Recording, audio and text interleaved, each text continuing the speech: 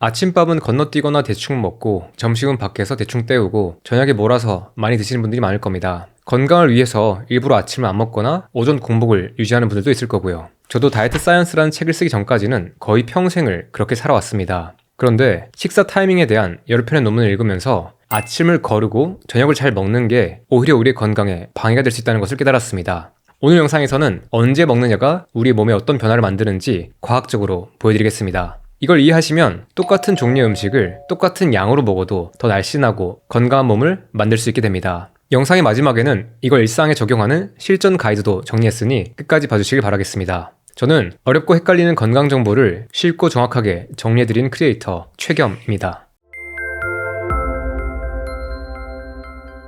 아침을 잘 먹는 게 좋을까? 저녁을 잘 먹는 게 좋을까? 여러분들은 어떻게 생각하시나요? 같은 칼로리라도 언제 먹느냐가 어떻게 결과를 바꾸는지 실제 데이터로 확인해 보겠습니다. 2013년에 발표된 이 연구는 하루 3끼를 먹을 때 아침을 많이 먹었을 때와 저녁을 많이 먹었을 때 어떤 차이가 있는지 비교했습니다. 실험에 참가한 과체중 또는 비만 여성 93명은 두 가지 그룹으로 무작위 배정됐습니다. 참가자들은 매일 총 1400kcal를 3끼에 나눠서 먹었습니다. 각 그룹마다 칼로리를 배분하는 타이밍은 달랐어요. 한 그룹은 아침 그룹인데요. 이 그룹의 사람들은 아침에 고칼로리 식사를 하고 점심은 적당히 먹고 저녁에는 조금만 먹었습니다. 칼로리는 아침에 700칼로리, 점심에 500칼로리, 저녁에는 200칼로리를 섭취했고요. 다른 그룹은 저녁 그룹입니다. 이 그룹의 사람들은 아침은 조금만 먹고 점심을 적당히 먹고 저녁은 많이 먹었습니다. 아침에 200, 점심에 500, 저녁에 700kcal를 섭취했습니다. 이 중에서 이 저녁 그룹이 아마 많은 분들이 드시던 방식과 가장 유사할 겁니다. 두 그룹의 섭취 열량이나 음식의 종류 등의 다른 조건들은 모두 동일했고 이렇게 3개월간 진행했습니다. 그 결과는 놀랍습니다. 이 표에서 왼쪽에 있는 열이 아침 그룹의 데이터, 가운데가 저녁 그룹의 데이터, 가장 오른쪽은 이 둘의 차이를 짚었습니다. 항목별로 보겠습니다. 체중 감소. 체중은 아침 그룹에서 8.7kg가 감량됐고요. 저녁 그룹에서는 3.6kg가 감량됐습니다. 3개월 동안 아침 그룹에서 5.1kg이 더 많이 빠진 겁니다. 같은 칼로리를 먹었지만 이 타이밍이 달랐을 때 감량폭이 2배 이상 차이가 난 겁니다. 허리둘레는 아침 그룹에서 8.7, 저녁 그룹에서는 3.6cm가 줄었습니다. 아침 그룹이 5.1cm 더 줄어든 거예요. 이건 단순히 살만 빠진 게 아니라 복부 지방에서도 유의미한 차이가 났다는 것을 의미합니다. 중성 지방의 변화도 중요합니다. 아침 그룹에서는 마이너스 60, 저녁 그룹에서는 오히려 플러스 26이 일어났습니다. 이건 아예 정반대 방향인데요. 저녁 그룹은 살은 빠졌지만 지질 건강은 악화됐다는 것을 볼 수 있었습니다. 공복 혈당의 경우에는 아침 그룹은 마이너스 10.9, 저녁 그룹은 마이너스 3.9, 이건 거의 3배 차이입니다. 공복 인슐린도 아침 그룹은 마이너스 10.3, 저녁 그룹은 마이너스 5.4였습니다. 이것도 2배의 효과예요. 이 두 가지를 봤을 때 아침을 중심으로 먹은 그룹에서 인슐린 민감성도 크게 증가했다는 것을 볼 수 있습니다. 인슐린 민감성은 약 3배가 높아졌어요. 같은 음식을 먹어도 같은 칼로리를 먹어도 아침에 많이 먹을수록 세포가 인슐린에 잘 반응한다는 의미입니다. 대표적인 배고픔 호르몬인 그렐린도 감소 효과가 달랐습니다. 아침 그룹은 마이너스 9%, 저녁 그룹은 마이너스 5%였습니다. 이것도 거의 2배의 감소 차이였습니다. 아침 그룹의 사람들의 살이 더 많이 빠졌지만 배고픔은 덜했다는 것을 알 수 있었습니다. 결론은 다음과 같습니다. 똑같은 칼로리로 똑같은 다이어트를 해도 아침을 잘 먹고 저녁을 적게 먹었을 때 체중, 체지방, 혈당, 혈압, 인슐린, 중성지방, 배고픔 호르몬까지 개선되는 효과가 더 컸다는 겁니다. 이를 통해서 우리는 영양소 섭취의 시간대가 총 일일 에너지 섭취량과 무관하게 대사 매개 변수에 영향을 미친다는 것을 볼 수 있습니다. 이번에 살펴볼 논문의 연구진은 지중해 식단을 기반으로 다이어트 프로그램을 20주간 진행한 420명의 다양한 데이터를 살펴봤습니다. 해당 연구의 참가자들은 다양한 식단 교육을 받고 운동 지도도 받았습니다. 그런데 한 가지, 언제 먹을지에 대해서는 가이드나 통제를 받지 않았습니다. 연구진은 참가자들이 점심 식사를 일찍 하는지 또는 늦게 하는지를 기준으로 데이터를 분류했어요. 참고로 지중해 식단에서 점심 식사는 하루 열량의 40%를 차지하는 굉장히 중요한 식사입니다. 데이터를 봤더니 점심을 3시 이전에 먹는 사람들이 그 이후에 먹는 사람들보다 살이 더 빠졌습니다. 늦게 먹는 사람들은 치료 5주차 이후부터 체중 감량 속도가 느려지는 양상을 보였으며 이러한 차이는 치료 기간 내내 유지되었습니다. 참고로 이들의 섭취량, 식단, 활동, 수면 내용은 유사했습니다. 이 연구의 핵심 결과를 요약하면 메인 식사인 점심을 오후 3시 전에 먹은 사람들이 3시 이후에 먹은 사람들보다 감량 효과가 좋았다는 겁니다. 물론 이 연구는 상관관계를 보여준 연구이기 때문에 이것만 보고 단정할 수는 없습니다. 그런데 이어서 살펴볼 연구들을 보면 이게 단순히 우연이 아니었다는 것을 알 수 있습니다. 누군가가 여러분들한테 간헐적 단식이 뭐냐 라고 묻는다면 어떻게 답하실 건가요? 많은 분들이 아마 하루에 16시간에서 20시간 정도 음식을 안 먹는 게 간헐적 단식이다 라고 생각하실 겁니다. 그런데 저를 포함해서 해외에 있는 일부 건강 전문가들은 그건 엄밀한 의미의 단식은 아니라고 말합니다. 24시간 또는 그 이하의 공복은 단식이라고 부르기에는 너무 짧기 때문입니다. 그래서 세간에서 간헐적 단식이라고 불리는 개념은 사실 두 가지로 나눠서 봐야 됩니다. 하나는 장기 단식, 그러니까 24시간 이상의 단식을 간헐적으로 하는 것입니다. 이게 바로 엄밀한 의미의 intermittent fasting이에요. 가끔씩 제대로 단식을 하는 거죠. 다른 하나는 하루 24시간 중에서 일정한 시간 동안은 음식을 먹지 않는 겁니다. 이건 intermittent fasting이 아니고 time restricted eating에 가깝습니다. 시간 제한 섭취라고 해석할 수 있어요. 실제로 의학 논문들을 보시면 이걸 TRE 또는 time restricted feeding이라고 해서 TRF라고도 표현합니다. 어쨌든 시간 제한 섭취의 핵심은 적절한 때에 먹고 적절한 때에 먹지 않는다입니다. 지금부터 살펴볼 연구들은 시간 제한 섭취가 대사 건강에 어떤 영향을 미치는지 보여줍니다. 2022년 발표된 이 논문의 연구진은 비만인 참가자를 두 그룹으로 나누고 동일하게 칼로리를 제한했습니다. 그리고 한 그룹은 아침 7시에서 오후 3시까지만 먹고 그 이후에는 먹지 못하게 했습니다. 다른 그룹의 사람들은 더 긴 시간 범위에서 자유롭게 먹게 했습니다. 이 그룹의 사람들은 평균 12시간 정도의 범위 내에서 먹었으며 마지막 식사 시간의 평균 시간은 저녁 8시 25분이었습니다. 이건 많은 현대인의 식단과 가장 유사합니다. 이렇게 동일한 칼로리로 14주간 먹었을 때 어떤 차이가 있었을까요? 우선 두 그룹 모두 체중이 빠졌습니다. 그런데 시간 제한 섭취를 한 그룹에서 체중이 더 많이 빠졌습니다. 시간 제한 섭취를 한 그룹에서는 6.3kg를 감량했으며 자유롭게 먹은 그룹에서는 4kg를 감량했습니다. 이완기 혈압도 시간 제한 섭취를 한 그룹에서 4포인트 더 낮았습니다. 그리고 이 연구에서 가장 주목할 것은 기분과 컨디션의 변화입니다. 시간 제한 섭취를 한 그룹에서 피로 개선, 활력 증가, 우울감 감소 등의 효과가 더 컸습니다. 이건 많은 분들께서 한 번쯤은 경험해봤을 겁니다. 우리가 밤 늦게 먹고 자면 아침에 일어났을 때 컨디션이나 기분이 별로 좋지 않잖아요. 반대로 어쩌다가 우리가 일찍 먹고 일찍 식사를 하고 끝내고 자고 일어났을 땐 뭔가 모르게 아침에 조금 더 정신이 맑고 몸이 가벼운 느낌이 들 때가 있을 겁니다. 아마 군대 생활 해보신 남자분들은 또 아실 거예요. 그때 상황은 별로 좋지 않지만 왠지 아침에 정신이 맑고 활력은 있습니다. 짜증이 나지만 우울하진 않아요. 이 참가자들도 비슷한 것을 경험한 것으로 보입니다. 어쨌든 이 연구에서는 밥을 일찍 먹고 오후 3시까지 식사를 끝낸 사람들이 살이 더 많이 빠지고 컨디션과 기분이 더 좋아진 겁니다. 자, 그런데 이것만 봐서는 이게 시간 제한 섭취의 효과인지 아니면 식사를 일찍 끊어낸 것의 효과 때문인지는 알 수가 없습니다. 2022년에 나온 다음의 논문을 보시면 그 답을 알 수 있습니다.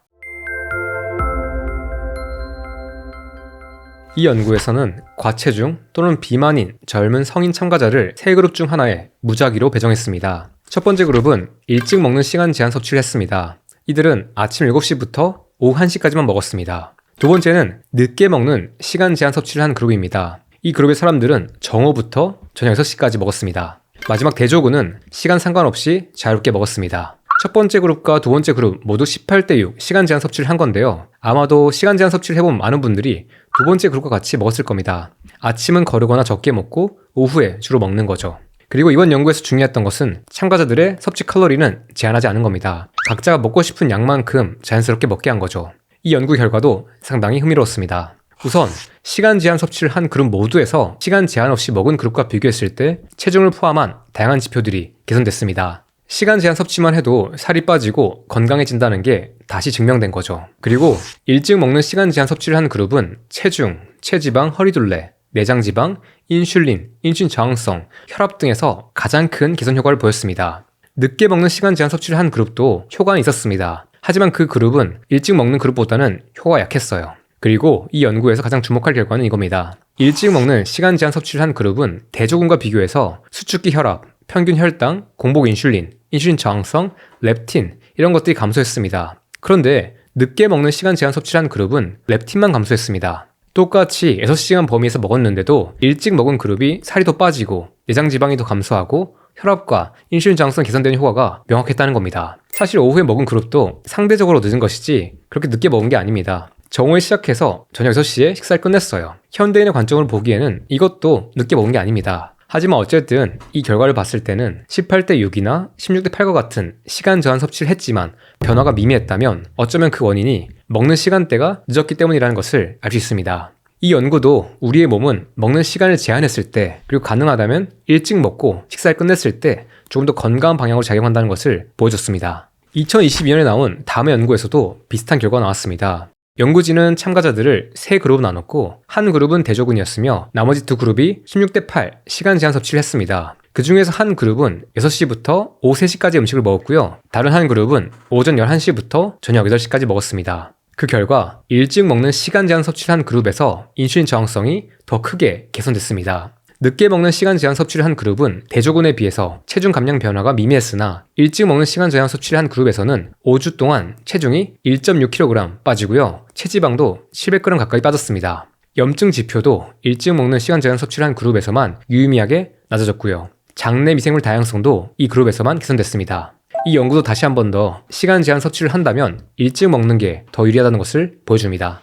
일찍 먹는 게 좋을까, 늦게 먹는 게 좋을까? 이 논란에 대한 종지부를 찍는 건 2023년의 메타 연구입니다. 메타 연구란 특정한 주제에 대한 여러 개의 개별 연구 결과들을 한 대로 모으고 그 중에서 타당한 데이터들만 거른 다음 통계적으로 다시 합산하고 분석하는 연구 방법입니다. 이 메타 연구는 12개의 무작위 통제 실험 데이터를 사용했고요. 총 730명에 대한 데이터가 포함됐습니다. 참고로 무작위 통제 실험이란 비슷한 조건을 가진 참가자들을 놓고요. 무작위로 이들을 계획군과 또는 대저군에 배정을 해서 진행하는 실험입니다. 연구진은 하루의 마지막 식사를 오후 4시 이전에 한 참가자와 오후 4시 이후에 한 참가자들의 데이터를 분석했습니다. 그 결과 대저군과 비교를 했을 때 늦게 먹는 시간 제한 섭취를 한 그룹과는 달리 일찍 먹은 시간 제한 섭취를 한 그룹에서 혈당과 혈압 개선에 유의미한 이점을 보였습니다. 다시 한 번 더 단순히 굶는 시간을 늘리는 것을 넘어서 식사 시간을 이른 시간에 최적화하면 인슐린 저항성과 혈압 개선에 유리하다는 것을 보여준 연구였습니다. 그래서 저는 아침과 저녁 중에 하나를 거른다면 저녁을 거르는 게 대사적으로 유리하다고 생각합니다. 이번 챕터에서는 앞의 연구들에서 왜 이런 결과가 나타나는지를 보여주는 그 원리를 간단하게 살펴보겠습니다. 우리의 몸에는 생체 시계가 있어요. 이건 진짜 시계처럼 생긴 건 아니고 특정 기관들 중심으로 만들어지는 생화학적인 리듬을 이야기합니다. 우리 몸의 생체 시계는 하나가 아니고요. 우리의 뇌와 전신의 장기에 있습니다. 이 많은 시계들은 크게 두 가지로 분류되는데요. 첫 번째는 우리 뇌에 있는 식교차 상핵입니다. 식교차 상핵은 우리의 전신의 생체 시계를 총괄하는 마스터 시계입니다. 빛 신호를 주요 기준으로 활용해서 하루에 24시간의 리듬을 맞춥니다. 두 번째는 간과 근육, 지방 또는 장과 같은 모든 장기에 있는 말초 시계입니다. 이 말초 시계가 각 장기들이 가지고 있는 자신들만의 시계이고요. 이 시계는 뇌에서 식교차 상핵이 만들어내는 이 리듬과 적절하게 동기화를 하면서 리듬을 맞춰서 조절하는 겁니다. 이 생체 시계들 생각할 때 중요하게 볼 것은 무엇이 이 시계의 반대를 조정하는가입니다. 여기에서 가장 큰 자극은 빛이에요. 우리의 몸은 빛을 통해서 언제 깨어 있어야 할지에 대한 생활 리듬을 잡습니다. 그리고 음식을 먹는 것도 중요한데요. 이건 우리가 언제 에너지를 어떻게 써야 되는가에 대한 대사 리듬의 기준을 알려주는 정보입니다. 이 생체 리듬을 오케스트라 음악에 비유하자면 시교차 상핵은 이 오케스트라의 지휘자입니다. 그리고 말초 시계가 각 악기의 연주자예요. 지휘자는 빛이라는 이 메트로놈을 기준으로 박자를 잡으면서 전체 리듬을 지휘하고요. 그리고 간, 근육 이런 다양한 장기에 있는 말초 시계들은 우리가 식사하는 것, 호르몬 변화, 체온과 같은 국지적인 신호를 참고하면서 각자의 리듬, 각자의 소리를 만들어내고요. 이것들이 모두 아우러지는 게 우리 몸의 생체 리듬인 거죠. 그런데 현대에는 우리의 생체 리듬을 교란하는 요소들이 많습니다. 무엇일까요? 밤 늦게까지 인공 조명 아래에서 깨어있는 것, 해가 지고 나서 전자기기 화면을 보는 것, 늦게 또는 불규칙하게 식사를 하는 것, 해가 떠있을 때 햇빛을 충분히 쐬지 않는 것, 밤에 격렬한 활동을 하거나 자극적인 정보에 노출되는 것, 또는 밤에 스트레스를 많이 받는 것, 이런 것들이 대표적으로 우리의 생체 리듬을 교란하는 자극들입니다. 참고로 우리가 음식을 먹었을 때 음식이 장에서까지 완전히 소화되는 데는 5시간에서 8시간이 걸립니다. 그러니까 우리가 저녁을 늦게 먹거나 야식을 늦게 먹으면 우리 몸은 늦은 시간에도 야근을 해야 되는 겁니다. 이게 우리 생체 리듬을 망가뜨리는 거죠. 예를 들어서 6시에 저녁을 먹고 10시에 침대에 눕거나 8시에 저녁을 먹고 소화 좀 시키고 12시에 눕는다면 몸의 입장에선 어떨까요? 거기다가 저녁에 TV도 보고 컴퓨터나 핸드폰의 화면도 눈으로 쨘다면 몸의 입장에선 이 리듬을 어떻게 관리할 수 있을까요? 이런 자극들은 뇌 시교차 상핵과 말초 시계의 위상이 서로 엇갈리게 만듭니다. 지휘자가 악기 연주자가 서로 리듬을 헷갈리게 만드는 거죠. 우리의 시교차 상핵은 눈을 통해서 아침부터 들어온 그 빛을 기준으로 전신의 장기들에게 이 리듬을 조절하고 있었습니다. 밤이 됐을 때는 이제 밤이 됐으니까 연주의 볼륨을 줄이라고 알려주고 있고요. 그런데 이때 음식과 인공 조명의 신호가 들어오면 지금 낮인지 밤인지 몸은 헷갈릴 수밖에 없습니다. 그렇게 생체 리듬이 교란되면 인슐린 분비 리듬과 간의 포도당 생성 리듬이 맞지 않게 되고요. 인슐린 저항성이 증가할 가능성이 높아집니다. 게다가 간에서 지방이 축적될 가능성이 증가하고요. 이는 체중과 염증 반응 증가로도 이어질 수 있습니다. 앞서 논문들에서 발견됐던 인슐린 저항성과 체중 감량 등의 차이는 여기에서 기인할 가능성이 높습니다. 우리의 생활 리듬이 깨진 것은 박자가 어긋나거나 오락가락하는 오케스트라와 같다고 보면 됩니다. 연주자들 간의 리듬이 맞지 않을 때 어떤 음악이 나올지 생각해보면 우리의 대사가 어떻게 망가지고 있는지를 이해할 수 있습니다. 우리의 몸은 지금 열심히 아름다운 음악을 연주하고 싶은데 우리가 일상에서 내리는 그 작은 선택들이 자꾸 그 음악을 소음으로 만드는 거예요. 그 소음이 잠깐이면 상관이 없지만 오랫동안 수십 년 이상 반복되면 정상적인 대사 시스템이 망가지고 장기들이 고장납니다. 그 과정에서 당뇨, 심혈관 질환, 암, 비만 등의 대사 질환의 리스크가 증가하는 거고요. 저녁 시간에 밝은 조명 아래에서 이런 화면들을 보고 음식을 자유롭게 먹는 것, 이것은 긴 인류 역사에서 최근 100년 사이에 갑자기 일어난 일입니다. 인류 역사는 수십만 년에서 수백만 년입니다. 여기서 굉장히 찰나의 일이에요. 대부분의 시간 동안 전기가 없었고요. 그때 인간은 해가 지면 자야했습니다. 심지어 저희 조부모님이나 부모님 세대가 젊을 때만 해도 이렇게 밤늦게까지 화면을 보거나 음식을 먹는 것은 불가능했습니다. 현대에 왜 비만과 대사 질환이 많아질까? 이 질문에 대해서 많은 비만 전문가들은 칼로리 섭취 과잉이나 운동 부족이 주 원인이라고 얘기했습니다. 반면에 저는 다이어트 사이언스에서 스타일스 다이어트를 전할 때부터 계속해서 강조하고 있습니다. 우리 몸에 맞지 않은 음식을 먹는 것 못지않게 생체 리듬을 교란하는 생활 습관이 대사를 망친다고요. 스타일스 다이어트에서 이 스타일스의 알파벳 중 두 번째 T와 세 번째 I 그리고 마지막 S가 여기에 해당합니다. 스타일스 다이어트가 뭔지 궁금하시다면 여기에 보이시는 이 책이나 전에 올려드린 유튜브 영상 중에서 오프라인 강연 하이라이트 영상들을 보시면 됩니다. 오늘 다룬 내용을 바탕으로 생체 리듬 최적화를 위한 식사 원칙의 핵심 3가지를 정리해 보겠습니다. 첫 번째, 마지막 식사는 취침 6시간 전에 종료한다. 이를 통해서 몸이 소화, 흡수를 최대한 끝냈을 때 자는 겁니다. 그래야 잘 때 몸이 회복하는 일에 집중할 수 있어요. 취침 8시간 전에 마지막 식사를 할 수 있다면 이상적이지만 개인의 여건이나 건강 상태 때문에 그게 어렵다면 적어도 취침 전 4시간 이상은 먹지 않는 게 좋습니다. 두 번째는 하루 중 음식을 섭취하는 시간의 범위를 8시간에서 10시간 이내로 잡는 겁니다. 예를 들어서 7시에 첫 식사를 했다면 3시에서 5시 이전에 마지막 식사를 하는 겁니다. 혹시 상황이 어렵다면 12시간 이내의 범위에서도 먹는 것도 가능합니다. 이 경우에는 아침을 6시에 먹었을 때 저녁을 6시에 먹는 게 되겠죠. 마지막 세 번째는 하루 중 가장 메인이 되는 식사를 오전에 한다입니다. 쉽게 말하면 아침이나 점심을 잘 먹는 겁니다. 1번과 2번 원칙을 따를 때 3번을 놓치면 안 됩니다. 늦게 먹지 않도록 노력하거나 공복 시간을 늘리시는 많은 분들이 한 실수가 이건데요. 제대로 먹지 않고 영양 교피를 만드는 겁니다. 먹는 시간의 범위를 줄일수록 먹을 때 잘 먹어야 해요. 해가 떠 있을 때 최대한 잘 먹고 해가 지면 먹지 않는 게 가장 좋습니다. 이 3가지 원칙은 건강을 유일한 기준으로 생각했을 때 과학이 말하는 내용입니다. 하지만 간과하지 말할 게 있습니다. 우리는 실험실이 아니라 현실 세계를 살아가고 있다는 겁니다. 기존의 습관에 좋은 변화를 만드는 것은 필요하지만 각자의 상황에 맞추는 것은 매우 중요합니다. 이것들을 적용하는 게 현실적으로 어려운 상황이 분명히 있을 수 있습니다. 그리고 우리가 그동안 수십 년 동안 만들어온 습관이 있고요. 여기에서 만들어진 대사 리듬이 있습니다. 이걸 하루아침에 다 바꿀 수는 없어요. 그리고 무엇보다도 내가 혼자서 식단을 완벽하게 챙기면서 사는 것보다 주변의 소중한 사람들과 잘 어울리면서 일상의 아름다움을 경험하는 것도 굉장히 중요합니다. 이걸 놓쳐버리면 우리 건강이 의미가 없을 수도 있어요. 그래서 이 모든 것들을 너무 완벽하게 갑자기 바꾸려고 하지 마시고요. 각자의 상황에 맞게 최적화하시길 바라겠습니다. 마지막으로 각자의 상황에서 어떻게 적용할지 참고할 수 있도록 몇 가지 대표적인 케이스를 제가 만들고 여기에서 제안할 만한 내용들을 정리해봤습니다. 이 부분의 이야기는 여러분들 실제 상황과 동떨어질 수도 있습니다. 그리고 제 말이 조금 단호하고 무지해 보일 수도 있어요. 하지만 너무 상처받거나 당황하지 마시고 이 중에서 걸러서 필요한 것만 참고하시면 됩니다. 첫 번째 케이스는 건강 최적화를 위해서 뭐든 하겠다라는 사람들 케이스입니다. 이분들은 취침 시간을 밤 9시로 기상 시간을 새벽 5시로 맞추는 것을 추천드립니다. 기존에 자고 일어났던 시간에서 몇 시간씩만 앞으로 조정하는 겁니다. 생체 리듬은 천천히 바뀔 수밖에 없기 때문에 기존의 수면 시간에서 조금씩 천천히 하나씩 바꾸는 게 좋고요. 한 달에 30분 정도씩 앞으로 당기는 것은 생각보다 할만합니다. 예를 들어서 그동안 12시에 주무시고 계셨다면 앞으로 6개월 동안 30분씩 당기는 겁니다. 그러면 6개월 뒤에는 9시에 자고 일어날 수 있는 거죠.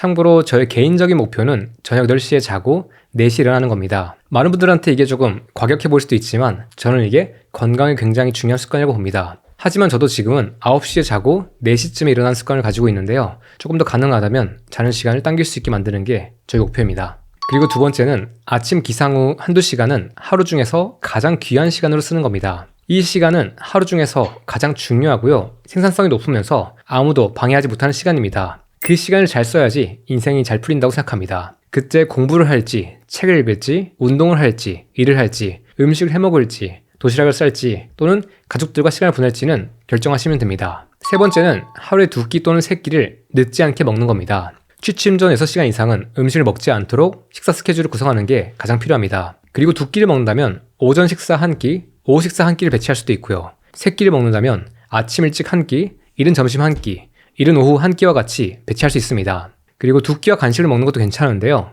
오전에 1끼를 먹고 오후에 1끼를 먹는 걸 기본으로 하고 간식은 자신의 생활 패턴이나 어떤 상황에 맞게 배치하는 것도 좋습니다. 그런데 이렇게 습관을 시작했을 때 저녁에 너무 배가 고프다는 분들이 있습니다. 그분들의 몸은 지금 이 식사 리듬이 바뀌기에는 이 변화가 너무 빠를 수도 있습니다. 당연한 게 수십 년 동안 먹어오던 그 리듬이 있는데 그게 하루아침에 바뀔 수는 없겠죠.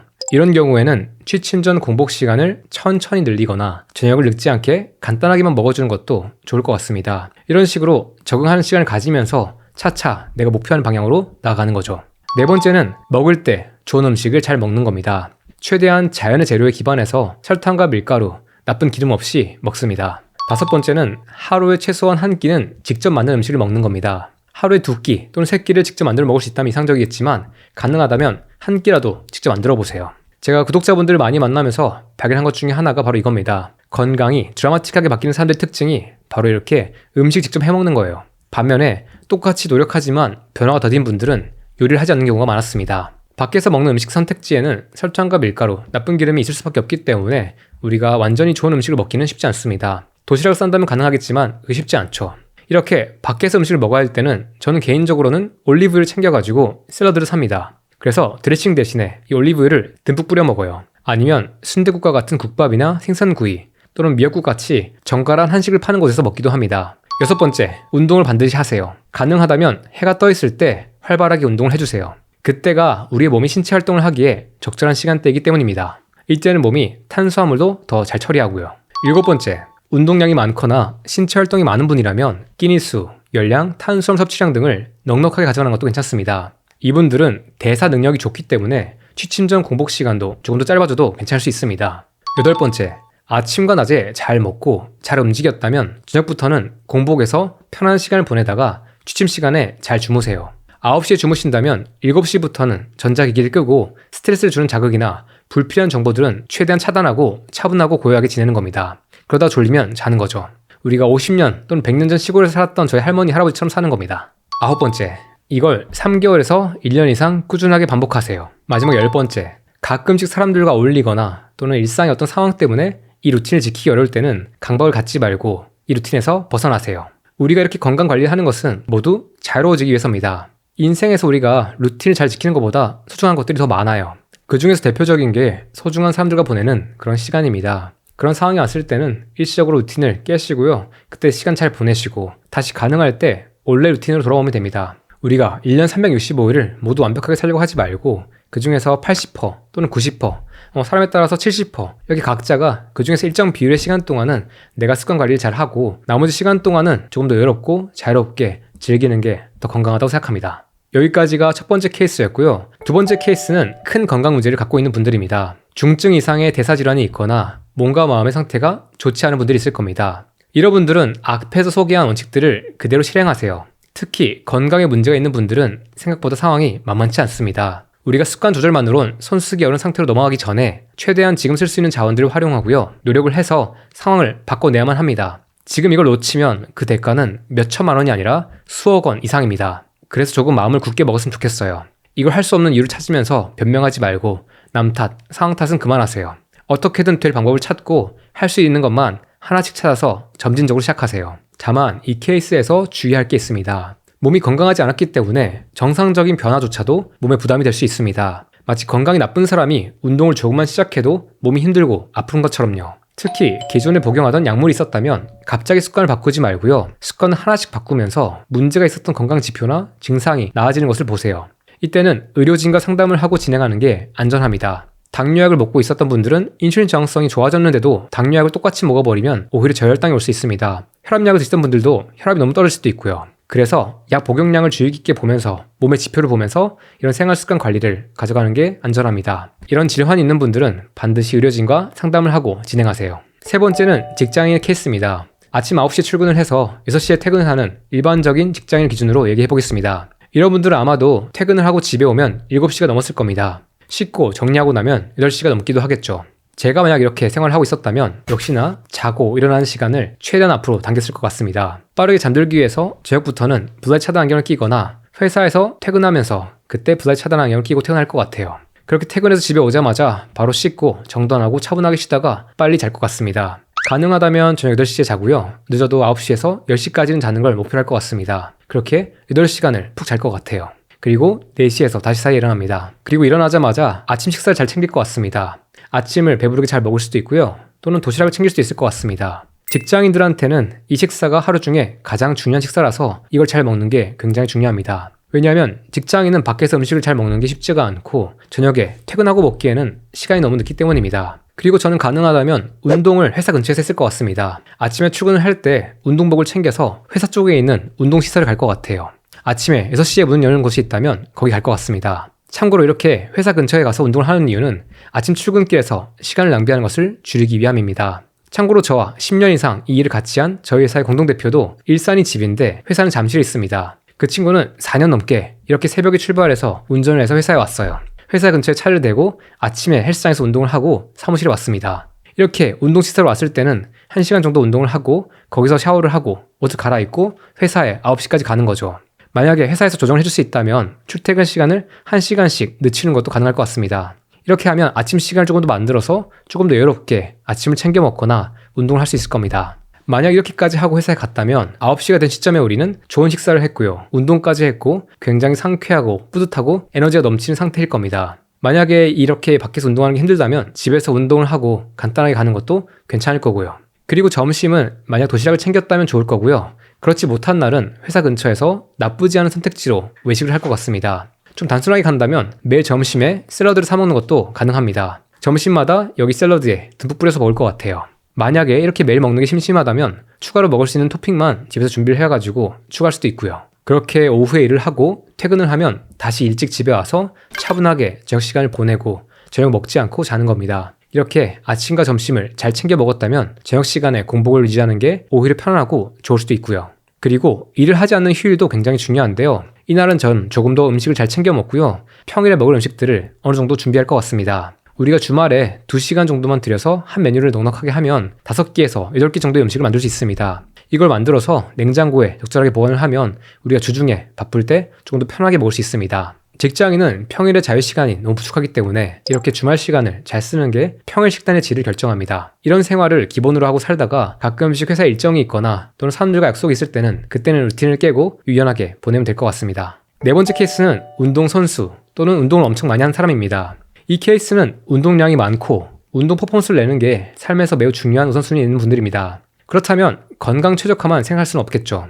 이분들은 특히 몸에 에너지를 많이 태우고 대사 기능이 건강하기 때문에 식사 타이밍에 대해서는 조금 여유가 있다고 생각합니다. 다만 훈련을 하고 먹는 것의 효과를 최대화하려면 밤에 깊게 충분히 자는 게 굉장히 중요합니다. 여러분들이 아실 만한 세계적인 운동선수들은 하루 8시간에서 9시간을 잡니다. 이때 수면의 질을 최대화하기 위해서는 저녁을 너무 늦게 먹지 않는 게 중요하고요. 그래서 저는 이 케이스에서는 너무 늦게 먹지 않는 것만 신경을 쓰고 하루 3끼에서 5개의 식사와 간식을 적절하게 활용을 해서 전략적으로 영양 공급을 하시는 것을 제안드립니다. 이것은 각자 상황과 선호에 맞게 다양한 실험들을 해보시면서 자신에게 가장 효과가 좋았으면서 편하고 지속 가능한 방식, 이걸 찾으시면 됩니다. 마지막 5번째 케이스는 미성년자 자녀가 있는 가정입니다. 제가 미성년 자녀와 함께 사는 부모라면 어떻게 할지에 대해서 생각해봤습니다. 사실 이건 쉽지 않습니다. 여기는 한계가 많아요. 이때는 완벽하게 하려고 하진 않고요. 최대한 할 수 있는 것을 하려고 했을 것 같습니다. 특히 성장기 아이들은 깨어있는 시간 동안 충분한 양의 음식을 다양한 종류로 섭취하는 게 중요하기 때문에 끼니 수를 3끼 밑으로 줄이거나 너무 긴 공복 시간을 만들 필요는 없다고 봅니다. 제가 생각하기에 가족 모두의 건강과 관계 등을 고려했을 때 가장 좋은 방법은 가족 모두가 일찍 자고 일찍 일어나면서 아침 첫 식사를 푸짐하게 같이 먹는 겁니다. 어쩔 수 없이 현대 환경에서는 아이들도 어른도 낮 시간에는 외부에서 많은 시간을 보낼 수밖에 없습니다. 이때는 좋은 음식을 잘 먹는 게 어려워요. 그래서 많은 가정에서는 지금 저녁을 늦게 많이 먹고 있을 겁니다. 저도 어렸을 때 그렇게 컸고요. 하지만 지금 제가 건강을 생각했을 때는 이 가정을 꾸렸을 때 저녁 식사 시간을 아침으로 옮기는 게 좋다는 생각을 합니다. 그래서 아이들이 태어나기 전부터 제 배우자와 8시부터 9시 자는 습관을 꼭 만들 것 같습니다. 그리고 아이들이 태어났을 때는 여전히 그 시간에 아이들과 부모가 같이 자는 거예요. 부모는 아이들보다 조금 일찍 일어나서 음식을 하든지 자신들의 시간을 보내고요. 그리고 아이들이 일어났을 때는 식탁에 모여서 하루 중에 가장 좋은 식사를 같이 하는 겁니다. 우리가 허겁지겁 일어나서 대충 음식을 때우고 출근하는 게 아니라 우리가 같이 여유롭게 확보한 아침 시간에 같이 식사를 하고 중요한 대화를 나눌 것 같아요. 그리고 많은 부모님들이 어려워하시는 게 아이들이 학교 갔을 때입니다. 저라면 이때 식단은 그냥 모른 척 할 것 같습니다. 물론 밖에서 좋은 음식을 먹을 수 있다면 좋겠지만 현재 한국 사회에서는 그게 어렵습니다. 아이들이 밖에서 사회생활을 적절하게 하는 것 굉장히 중요하고 같이 밥을 먹는 행위도 굉장히 중요한 삶의 요소입니다. 그렇기 때문에 이 아이에게 이 건강한 음식이 너무 강박적 요소가 되지 않길 바랍니다. 가능한 한 집에서는 최대한 좋은 음식을 먹이고 아이가 밖에서는 스스로 선택할 수 있게 해주세요. 아이가 이 건강 음식에 대해서 어떤 두려움이나 불안을 갖게 하지 마시고요. 그냥 좋은 경험들을 많이 할 수 있게 집에서만 도와주세요. 나중에 아이가 컸을 때 스스로 음식을 바라보는 좋은 눈을 갖게 되고 절제할 수 있게 그 힘을 갖게 하는 것. 이것은 부모가 자유롭게 사랑으로 봤을 때만 가능하다고 생각합니다. 그리고 아이가 집에 왔을 때는 성장기이기 때문에 몸에 필요한 에너지가 많을 겁니다. 아이들 보시면 많이 먹으려 할 거예요. 그러니까 아이들은 저녁을 먹는 게 필요할 수도 있습니다. 다만 아이들이 왔을 때 늦지 않은 시간에 최대한 빨리 먹을 수 있는 게 좋을 것 같고요. 이 양은 많지 않도록 하거나 또는 소화가 빠른 음식을 해가지고 잘 때는 이 수면을 방해하지 않도록 하는 게 가장 좋을 것 같습니다. 이렇게 한다면 아이들이 충분한 영양을 섭취하면서도 밤에 우리가 깊게 잘 잘 수 있으니까 어떤 중용의 선이 맞춰질 것 같습니다. 이때 만약 부모가 저녁을 먹지 않는다면 저녁 식사는 식사 자리에 같이 있기만 하거나 이때는 차만 같이 마시는 것도 괜찮을 것 같습니다. 자, 이렇게 제가 얘기를 했지만 여기까지는 제가 아직 육아를 안 해본 사람으로서 쉽게 하는 이야기가 맞습니다. 육아를 하셨던 분들이 저한테 들려줬던 이야기 중에 하나가 기억에 남는 게 있는데요. 그건 바로 내 맘대로 되는 게 하나도 없다입니다. 아마 제가 해도 크게 다르지 않을 겁니다. 하지만 꿈을 꾸지 않으면, 계획을 하지 않으면 애초에 이룰 수가 없습니다. 그렇기 때문에 이렇게 명확한 목표를 정해놓는 거고요. 현실 속에서는 이 맞출 부분들을 맞추면서 살아가는 게 현명하다고 생각합니다. 영상을 보시는 분들 중에서 이미 육아를 해보신 분들이 있다면 나눌 수 있는 지혜나 경험을 댓글로 나누시면 좋겠습니다. 오늘 제가 많은 것들을 전해드렸는데요. 핵심만 요약하면 이렇습니다. 우리의 생체 리듬에 맞게 먹고 자자. 그리고 가능하다면 우리가 먹는 타이밍을 하루에 앞쪽으로 놓고 그 먹는 시간을 너무 길지 않게 해서 우리의 생체 리듬과 맞게 먹고 우리의 소화기관들이나 어떤 호르몬과 이 시스템들이 조금 더 일을 잘 하다가 쉴 수 있는 시간들을 충분하게 확보하자. 그렇게 해서 대사가 잘 돌아갈 수 있게 도와주자입니다. 그리고 여기에서 조금 더 효과를 보고 싶다면 해가 지고 나서부터는 이런 밝은 조명이나 또는 화면에서 나오는 블루라이트를 차단하는 게 굉장히 중요합니다. 그래서 저는 여러분들한테 해가 지고 났을 때부터는 블루라이트 차단 안경, 블라차를 끼는 것을 추천드립니다. 우리가 해가 지고 나서부터 이 블라이트 차단 안경을 끼면 밤에 조금 더 깊게 쉽게 잠들 수 있습니다. 그럼 우리가 조금 더 생체 리듬을 건강하게 유지할 수 있고요. 우리의 건강 개선이나 감량 효과도 최적화될 수 있습니다. 블라차 차단 안경이 필요하신 분들은 겸익스 라이프샵에서 이 블라차를 구매하시면 되고요. 여기서 블라차 판매 수익은 저희가 콘텐츠를 만드는데 귀하게 쓰입니다. 오늘 준비한 내용은 여기까지입니다. 오늘 영상을 보시면서 들었던 생각이나 나눠주고 싶은 이야기가 있다면 아래 댓글로 남겨주세요. 혹시나 이 이야기가 필요하신 분이 있다면 영상을 공유해줘도 좋습니다. 마지막으로 구독과 좋아요, 알람 설정 눌러주시고요. 지금까지 최겸이었습니다. 감사합니다.